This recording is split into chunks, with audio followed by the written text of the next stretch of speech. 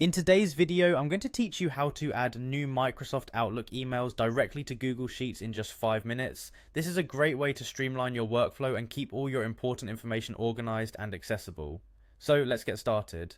First, you need to navigate to Zapier, which is an online automation tool that will enable us to connect Microsoft Outlook with Google Sheets seamlessly. If you haven't used Zapier before, don't worry, it's quite user-friendly, and I'll guide you through each step. Once you're on the Zapier homepage, look at the menu on the left side and click on the Create button. This will allow us to set up a new automation, also known as a Zap, that will link your Outlook emails to Google Sheets. Next, click on the Zaps option. This section is where you can see all your previously created Zaps, and more importantly, start building a new one. Now it's time to focus on adding a trigger, which is an event that initiates the automation. So click on Trigger to begin this process. In the search bar that appears, type in Outlook and select Microsoft Outlook from the list. This choice sets Outlook as the application that will trigger our automation. After setting up the trigger, it's time to define the action. For that, click on the Action button.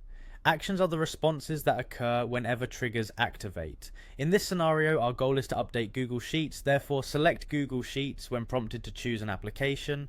Then click on Microsoft Outlook again to specify what event should trigger the action. Choose an event from the provided options, which is typically a new email or a specified label of emails that you want to track. After selecting your event, you'll need to connect with your account by clicking on Sign In.